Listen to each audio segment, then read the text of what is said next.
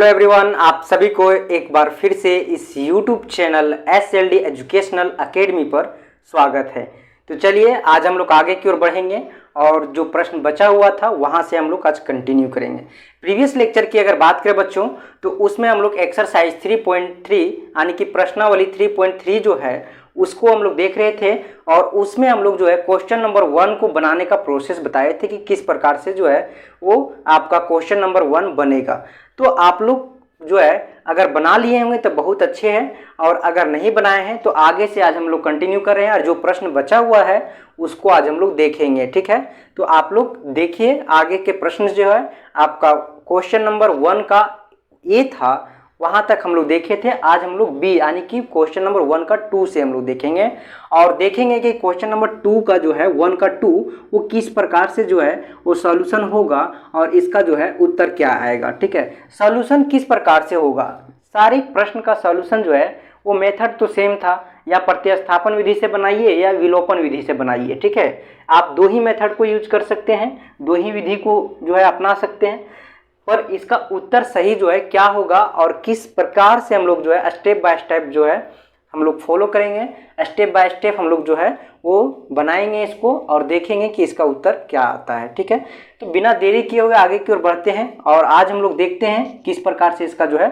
सही उत्तर हम लोग को प्राप्त करते हैं। ठीक है, देखिए प्रीवियस के लेक्चर में हमने आप लोग को बताए थे कि दोनों मेथड से आप बना सकते हैं और दोनों मेथड से बनाने के बाद आप लोग को जो उत्तर आएगा यानी वेरिएबल जो आएगा वो सेम आएगा। ठीक है, वेरिएबल का जो वैल्यू आएगा, मान आएगा, वो सेम निकलेगा। तो यहाँ पे भी उसी तरह से बनेगा। आप कोई भी एक मेथड से बनाइए, या विलोपन विधि से बनाइए या प्रतिस्थापन विधि से बनाइए, दोनों मेथड में से जो है वो आपका यही प्रोसेस जो है वो लगेगा। ठीक है, और उसका जो वेरिएबल जो है वो एक जैसा आएगा। ठीक है, यानी कि वेरिएबल का जो वैल्यू आएगा वो सेम आएगा।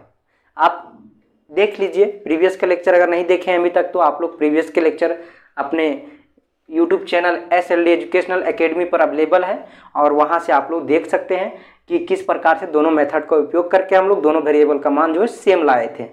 यहाँ पे हम लोग जो है वो अभी हम लोग सबसे ज़्यादा जो है उपयुक्त मेथड जो है वो आपका विलोपन विधि है। ठीक है, तो हम लोग किसमें विलोपन विधि को लगाते हैं इस प्रश्न में और विलोपन विधि को अप्लाई करके इसका उत्तर जो है वो प्राप्त करते हैं। उत्तर प्राप्त करना क्या है, यानी कि x y का मान ज्ञात करना है। ठीक है, बहुत अच्छे से आप लोग को पता है बच्चों। तो चलिए आगे की ओर बढ़ते हैं और इसका सॉल्यूशन देखते हैं। सबसे पहले सॉल्यूशन की ओर बढ़ेंगे तो यहाँ पे जो हमको दिया हुआ है 3x + 4y, ठीक है, इक्वल 10 है ना, ये हम लोग को दिया हुआ है। तो इसको हम लोग इक्वेशन 1 मान लेते हैं। ठीक है, और 2x - 2y = 2 इसको हम लोग इक्वेशन 2 मान लेते हैं क्या। ठीक है ना, इस प्रकार से हम लोग दो इक्वेशन मान लिए। और अब हम लोग इसको क्या करेंगे कि इसका जो गुणांक है x का, जो आपका x वेरिएबल का गुणांक क्या है, यहाँ पे इक्वेशन 1 में पहले देखिए 3 है और इक्वेशन 2 में जो x है उसका गुणांक क्या है, 2 है। तो यहाँ पे हम लोग बोले थे कि दो वेरिएबल है x और y। ठीक है, इसमें से किसी एक को लेना है। अगर x का x में ले रहे हैं तो इसमें भी x का ही लेना है, अगर इसमें y का ले रहे हैं तो इसमें भी y का ही लेना है। ठीक है ना, देखिए अब बकाना नहीं है। ठीक है ना, एकदम पेशेंस के साथ सीखिए और देखिए कि इसमें जो है वो प्रोसेस क्या है। ठीक, हमेशा जो है वो अपने तरीके से याद रखिए। ठीक है, और सारे क्वेश्चन में सेम एक ही जैसा जो है वो अप्लाई होता है। ठीक है ना, तो इसी तरह से जो है हम लोग देखेंगे, है ना। देखिए तो यहाँ पे हम लोग गुणांक को देख रहे हैं, किसी एक का ले रहे हैं, x का ही लेते हैं। ठीक है, तो x का यहाँ पे 3 है और यहाँ पे 2 है। क्या करते थे हम लोग, इसका कोफिशिएंट से हम लोग समीकरण 1 को गुणांक करते थे, पूरे को मल्टीप्लाई करते थे। और इसका गुणांक, कोफिशिएंट का मतलब होता है गुणांक। ठीक है, तो जो x समीकरण 1 का है उसका समीकरण 2 से हम लोग मल्टीप्लाई करते थे। तो पूरा में जब हम लोग मल्टीप्लाई करेंगे तो यहाँ पे 3 2 जा 6 हो जाएगा, 6x + 4 2 जा 8y। ठीक है, और इक्वल 20। अब उसके बाद यहाँ 3 से अगर करेंगे तो 6x होगा, माइनस जो है वो 3 2 जा 6 होगा, y = 3 2 जा 6। ठीक है, तो इस प्रकार से हम लोग को दो नया समीकरण मिल गया। ठीक है, अब हम लोग ऐसा क्यों कर रहे हैं, ऐसा हम लोग जो है वो क्यों कर रहे हैं कि इसका कोफिशिएंट जो है इसके साथ मल्टीप्लाई कर रहे हैं, इसका कोफिशिएंट जो है इसके साथ मल्टीप्लाई कर रहे हैं। ये तो प्रश्न आप लोग के मन में तो आ रहा होगा कि क्यों कर रहे हैं। तो ऐसा हम लोग इसलिए कर रहे हैं ताकि जो है वो हम लोग को कोफिशिएंट दोनों को अगर मल्टीप्लाई करते हैं एक दूसरे से तो जो ये है वो कैंसिल हो जाता है, ठीक है। कैंसिल होने के बाद जो है एक वेरिएबल का हम लोग को मान यहाँ से प्राप्त हो जाएगा और उस वेरिएबल का मान जो है किसी एक समीकरण में रखने के बाद दूसरे में जो वेरिएबल है उसका मान हम लोग को प्राप्त हो जाएगा, यानी दूसरा जो चर है उसका हम लोग का वैल्यू आ जाएगा, ठीक है। इसलिए हम लोग ऐसा कर रहे हैं, ठीक है। और विलोपन विधि में तो पता ही है, ठीक है, कि ऐसा ही जो है इस प्रोसेस से ही बनाया जाता है, आप लोग को बहुत अच्छे से बता के रखे हैं। तो देखिए यहाँ पे जो है इसमें देखिए कि यहाँ पे पॉजिटिव है, यहाँ भी पॉजिटिव है, तो जब दोनों में सेम रहे तो क्या करेंगे, सब्ट्रैक्ट करेंगे, ठीक है। तो यहाँ पे लिख सकते हैं आप लोग कि घटाने पर, ठीक है, साइड में यहाँ पे लिख दीजिए घटाने पर, ठीक है, समीकरण 1 और समीकरण 2 को घटाने पर, ठीक है। तो यहाँ पे जब घटाएंगे यानी सब्ट्रैक्ट करेंगे तो यहाँ पे जो प्लस है वो माइनस हो जाएगा क्योंकि साइन जो है चेंज हो जाएगा। आप लोग को बहुत अच्छा से इस चीज़ का पता है, यहाँ पे प्लस हो जाएगा और यहाँ पे माइनस हो जाएगा, तो यहाँ पे माइनस प्लस क्या हो जाएगा, कैंसिल हो जाएगा, और यहाँ पे प्लस प्लस क्या हो जाएगा, 8 और 6 कितना हो जाएगा, 14y इक्वल, यहाँ पे देखिए यहाँ पे जो है वो -14 आएगा, ठीक, +14 आएगा, क्योंकि देखिए यहाँ पे जो है प्लस का साइन जो है वो बड़ा है, ठीक है, क्योंकि इसमें जब अगर पॉजिटिव में नेगेटिव को घटाएंगे तो जो पॉजिटिव अधिक है तो उसका साइन आता है। तो यहाँ पे अगर 20 में जो है 6 घटेगा, सब्ट्रैक्ट होगा तो 14 आएगा।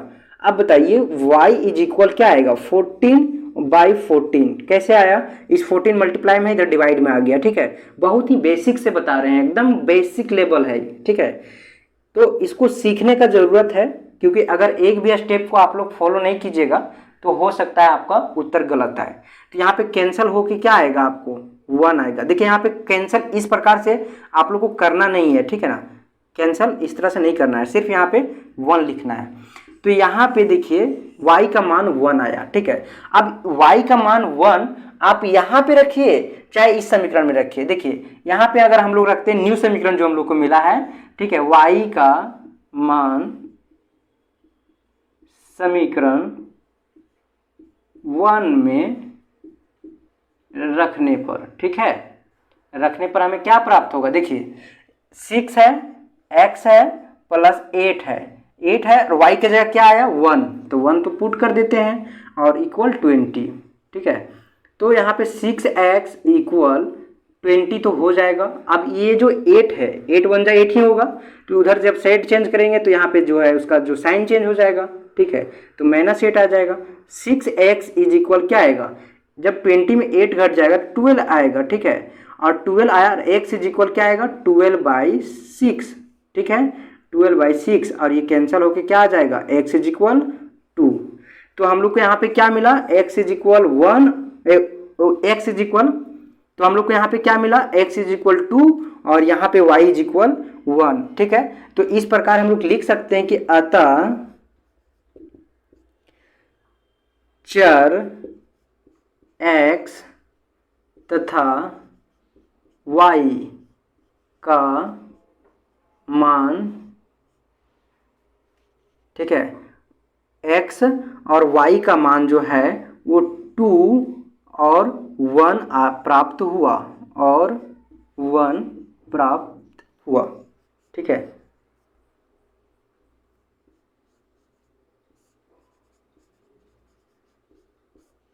इसी तरह जो है वो आगे भी आपका जो प्रश्न नंबर जो इसका सी है, ठीक है, यानी थर्ड 1 का सी, वो बोल रहा है आपका 3x - 5y - 4 = 0, ठीक है। आप लोग के पास एनसीईआरटी बुक है तो वहां पे देखिए, यहाँ पे जो है एक और प्रश्न आप लोग के मन में उठ के आ रहा होगा कि प्रीवियस के लेक्चर में हम लोग ने 2 मेथड से देखा था, ठीक है, पर इस लेक्चर के अंदर जो है एक ही मेथड को हम लोग यूज कर रहे हैं क्योंकि यहाँ पे जो है वो सबसे उपयुक्त मेथड को हम लोग को अपना रहे हैं, ठीक है, कि आप प्रतिस्थापन से भी बनाइएगा तो यही आएगा, ठीक है, और विलोपन से भी बनाइएगा तो यही आ रहा है।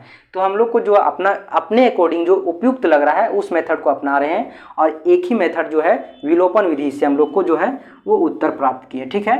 तो इसी तरह जो है एक और प्रश्न है आपका, ठीक है, एक और प्रश्न देखिए क्या बोल रहा है इसमें।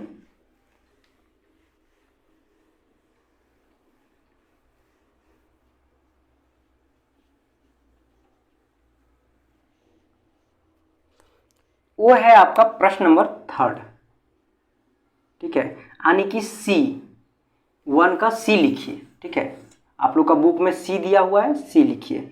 C क्या बोल रहा है, बोला 3x - 5y - 4, ठीक है, 3x - 5y - 4 = 0, ठीक है।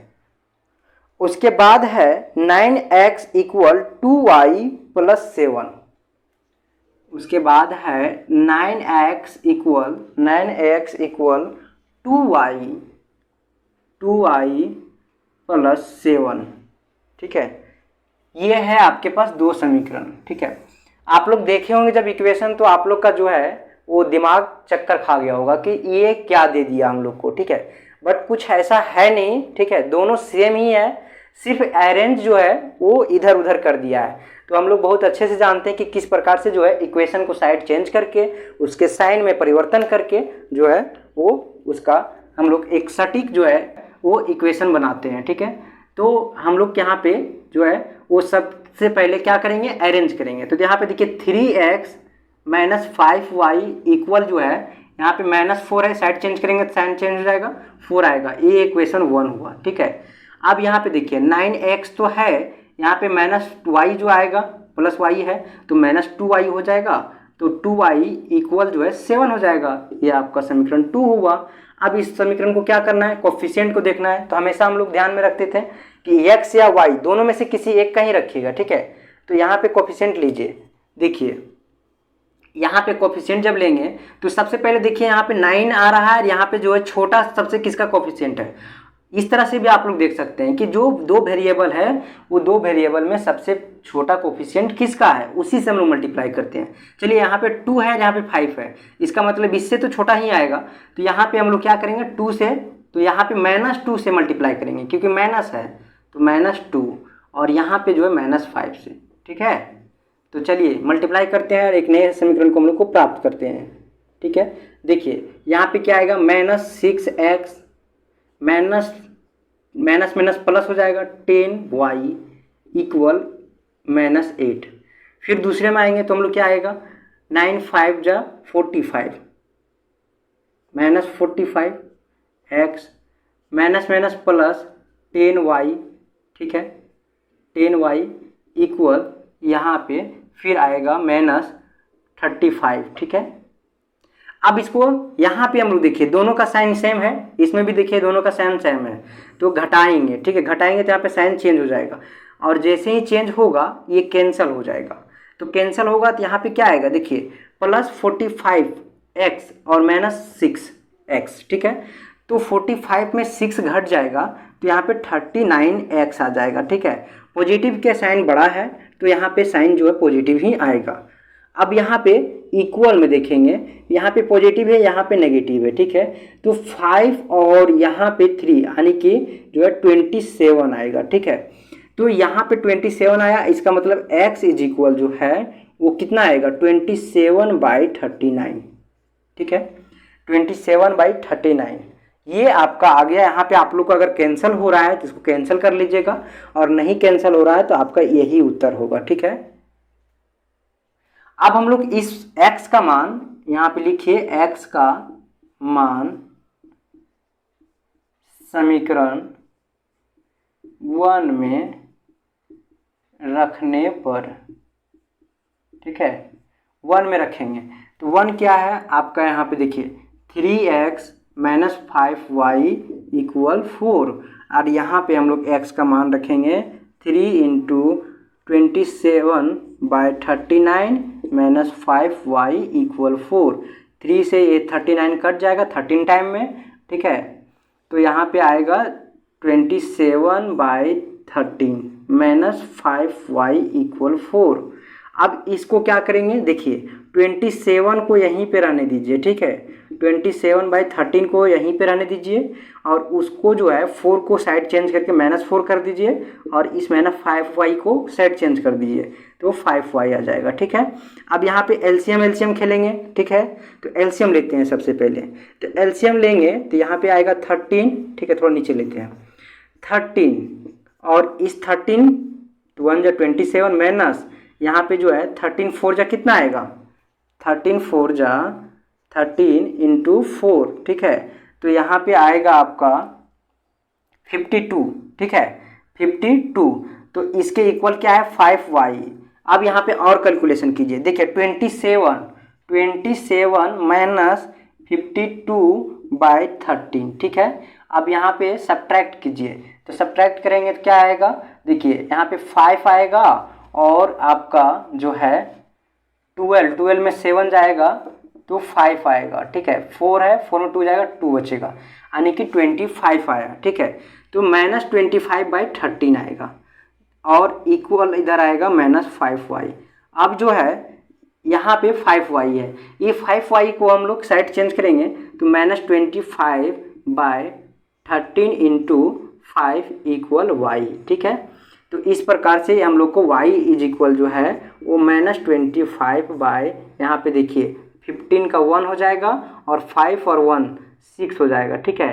तो यहाँ पे जो है y इज इक्वल -25/65 आएगा, ये भी कैंसिल होगा, ठीक है। तो इसको कैंसिल कर लीजिएगा आप लोग, और कैंसिल करके जो है अंतिम रूप जो होगा एकदम सिंप्लीफाई करने के बाद जब यहाँ पे आप लोग को बोल दे कि अब कैंसिल नहीं होगा, वही इसका सही उत्तर होगा। तो इस प्रकार से हम लोग 2 प्रश्न देखें। अब हम लोग आगे का जो प्रश्न है वो आपका एक बच रहा है, प्रश्न नंबर जो है वो डी, ठीक है। वो आपका फ्रैक्शन में दिया हुआ है, ठीक है। तो आप लोग खुद से ट्राई कीजिएगा, उसको और बनाने का प्रयास कीजिएगा। एक प्रश्न आपके लिए हम छोड़ते हैं, और फिर हम लोग अगर आप लोग नहीं बनाते हैं तो नेक्स्ट वीडियो में हम लोग जब कंटिन्यू करेंगे तो हम लोग आगे का वीडियो जो है वो प्रश्न नंबर 4 से ही कंटिन्यू करेंगे। तब तक आप लोग इसी तरह बने रहें SLD एजुकेशनल अकेडमी के साथ। फिर मिलेंगे हम लोग एक नए वीडियो में, तब तक के लिए आप लोग को बहुत बहुत धन्यवाद। चलिए फिर मिलते हैं एक नई वीडियो में।